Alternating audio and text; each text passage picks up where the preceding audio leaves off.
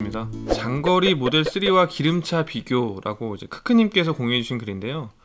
570km를 운행했을 때 이제 모델 3 롱레인지와 파나메라를 이제 비교를 해주신 거예요. 결과를 일단 한번 보면요. 모델 3 롱레인지는 이제 슈퍼차저로 충전하셨을 때 2만 원 정도가 나오셨고요. 톨비가 11,600원, 그래서 합계 31,600원이 나왔는데 파나메라 같은 경우에는 10만원의 기름값이 나온 거고요. 톨비는 23,200원, 정확히 2배죠. 50% 할인 받았으니까. 그래서 합계가 123,200원이 나와서 금액으로 따지면은 한 4배 정도? 약 4배 정도가 더 많이 나온 거거든요. 570km 운행했을 때의 네. 비교네요. 아, 순수하게 슈차 충전이 아니고 네, 파워큐브도 있네요. 네네. 네. 그러니까 약간의 집밥과 네. 이제 외부에서 충전을 또 해야 되니까 네. 그때는 슈퍼차저 네. 이런 개념인 것 같네요. 네.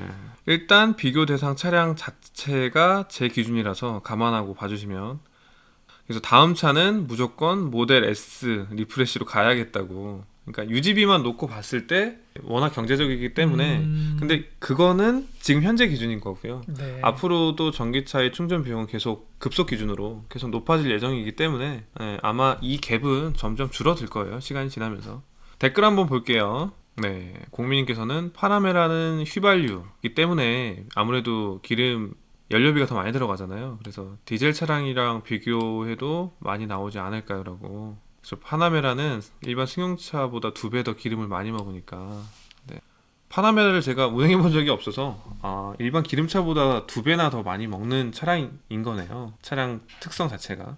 네, 여기 연비 좋은 디젤을 적용하면 기름값이 4만원 적용하면 되니까 그래도 반값이네요. 그러면 디젤 기준으로 했을 때는 차이가 많이 줄어들겠는데요. 똑같이 톨비는 23,200원이 나올 거고요. 이게 10만원이 아니라 4만원 정도가 나오면 63,200원이니까 절반 정도가 되는 거죠. 땅콩왕님께서는 지인분께서 퍼포먼스로 구매했는데 세컨 펀카로 이용하려다가 데일리카로, 그러니까 메인카로 바뀌었다고. 이런 분들이 많잖아요. 네. 대부분이죠. 세컨으로 샀는데 메인이 되는 마법이라고 해서 메인이 네. 되고 또 네. 다른 세컨카로 테슬라를 구입을 하는. 그렇죠. 이제 테슬라 컬렉션이 시작이 되는 거죠. 네. 크크님께서는 파나메라가 있어서 펑카가 필요 없어서 롱 레인지를 구매했는데 롱 레인지임에도 불구하고 이 정도 만족감을 주는 생각도 못했다고. 네. 여기 지인분도 포르쉐나 M3 타는 분들이라서 퍼포먼스로 제로백 재미 좀 볼까 했는데 막상 타보니까 제로백보다는 경제성이 눈에 번쩍 띄어서 내연차들은 그냥 모셔두고 산다고. 한 번씩 새 차로 나오는 게 전부. 네, 그러니까 전기차가 메인카가 됐다라는 거죠. 네, 세컨으로 생각했는데.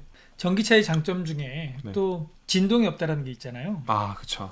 정차 중에 덜덜덜덜 거리는 네. 엔진차의 그런 특유의 진동이 있잖아요. 물론 네. 요즘은 정차 중에 시동이 꺼지지만 네, ISG가 또 있죠. 다시 출발하려고 그러면 오히려 근데 더 심한 진동이 근데 일어나고. 그 차를 일반 내연차를 오래 타셨던 분들은 그거에 대한 불편함을 전혀 모르시는 거예요. 당연하게 생각하기 때문에. 근데 네. 이제 전기차를 타셨던 분들이 내연차를 우연히 타거나 네. 대차를 하거나 그렇게 네. 겪어보면 제 개인적인 네. 경우기는 하지만 저는 네. 내연차를 탈 때도 네.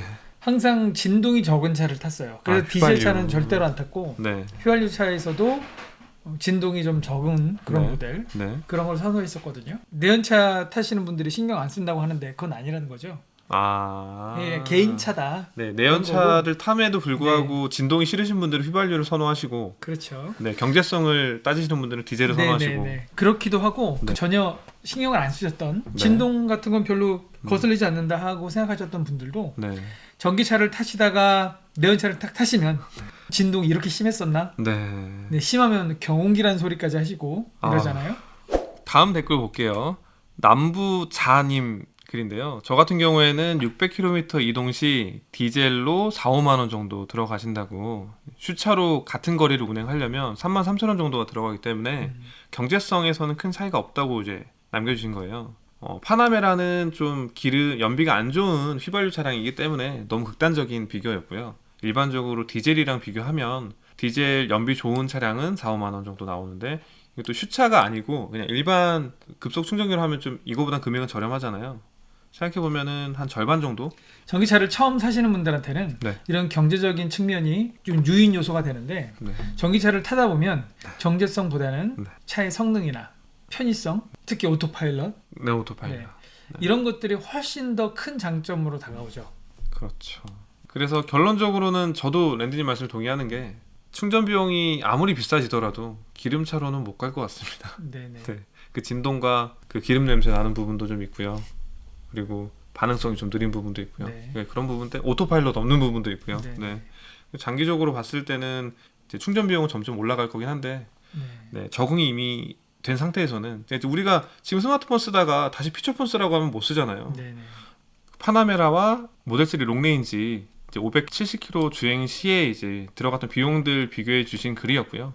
이 내용 살펴보면서 내연차와 전기차도 간단하게 내용 말씀드려봤습니다. 정보 공유해 주신 크크님 감사합니다.